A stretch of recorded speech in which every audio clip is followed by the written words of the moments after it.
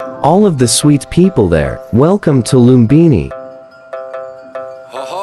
This is the ultimate Lumbini travel guide and will give you all the information you need to know about the world-famous birthplace of Buddha. Lumbini draws thousands of pilgrims and tourists every year and has now become UNESCO World Heritage Site. Beyond the birthplace, there are also some awesome Buddhist temples and monasteries to visit that have been donated from all over the world.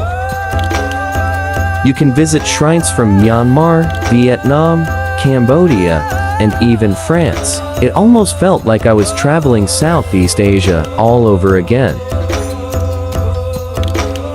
I'd say that if you're not really into your temples or Buddhism in any way, this may not be an enjoyable place to spend your time.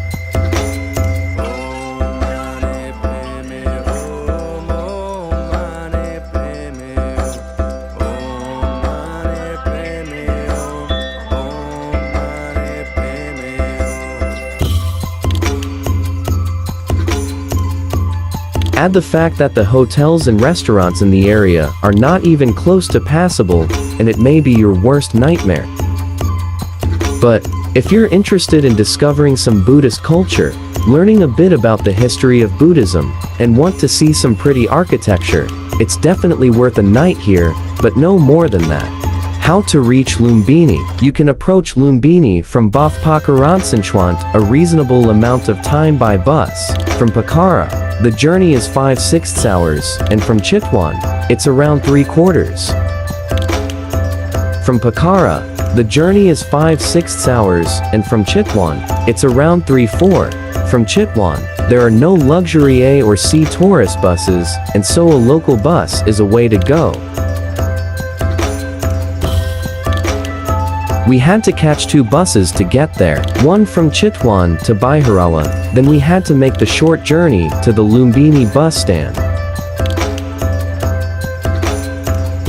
How to get around Lumbini? In early October, the heat in Lumbini was the worst I had in Nepal. It was sweltering. I couldn't walk outside without feeling like I was burning. So, instead of renting bicycles to get around, which is a good option too, we opted for a rickshaw. You only need around 4 hours to cover all the temples and birthplace of Buddha. If you're getting a rickshaw tour, I'd say you need more if you're cycling. I'd start out early to avoid the heat at around AM. Also, the temples close for lunch at PM, and then reopen later in the day at 2:30 PM until PM. So, you need to decide what time of day you'd like to cover them all.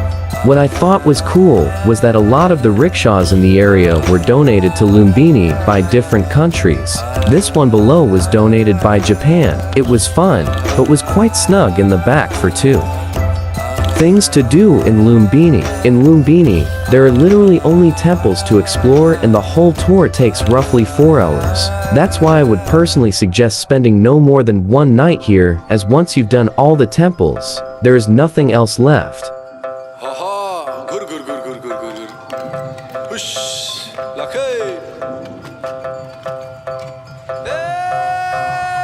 Siddhartha Gautama, the Lord Buddha, was born in 623 BC in the famous gardens of Lumbini, which soon became a place of pilgrimage. Among the pilgrims was the Indian Emperor Ashoka, who erected one of his commemorative pillars there.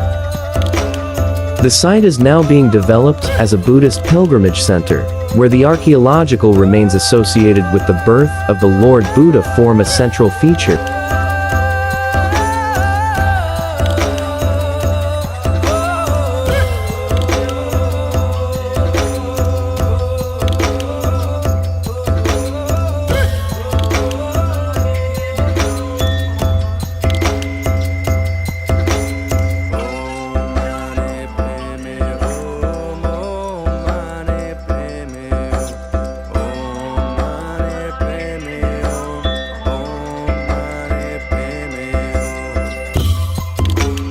The complex of structures within the archaeological conservation area includes the Shakya tank, The remains within the Maya Devi temple consisting of brick structures in a cross-wall system dating from the 3rd century BC to the present century, and the sandstone Ashoka pillar with its Pali inscription in Brahmi script. Additionally, there are the excavated remains of Buddhist viharas monasteries of the 3rd century BC to the 5th century AD, and the remains of Buddhist stupas memorial shrines from the 3rd century BC to the 15th century AD. The sites significant to Lord Buddha's life remain relevant for today's Buddhists. Among these, his birthplace has the greatest significance. Architectural splendors from that era still stand as vivid reminders of the origins of Buddhist philosophy and doctrines.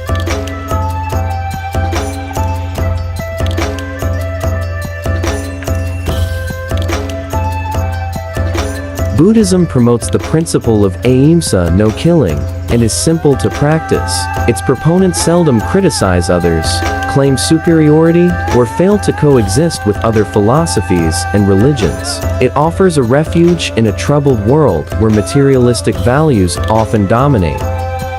The eternal peace fire of Lumbini. It is a huge tourist attraction in the middle of the garden in the Lumbini Garden. Tourists flock to see the spark, which is still flickering 24 hours a day.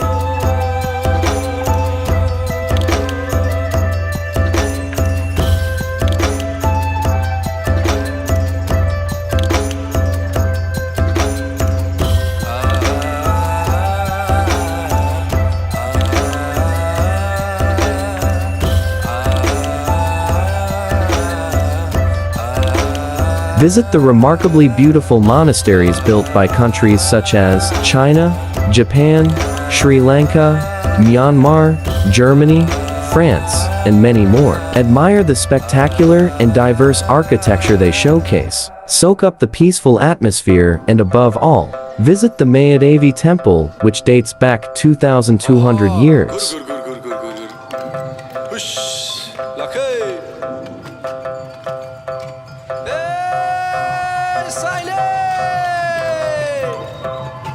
Walk around the garden or find a quiet spot to contemplate. The focal point for pilgrims is a sandstone carving depicting the birth of the Buddha, believed to have been left here by the Malla king Ripu Malla in the 14th century, when Mayadevi was worshipped as an incarnation of a Hindu mother god. Overall, it is a good place to visit and get peace and enjoy beauty, as well as know the life of Lord Gautam Buddha. I have enjoyed a lot in Lumbini. Hope you enjoyed my vlog. Keep watching the beautiful scenery. Thank you for watching. Please subscribe my channel.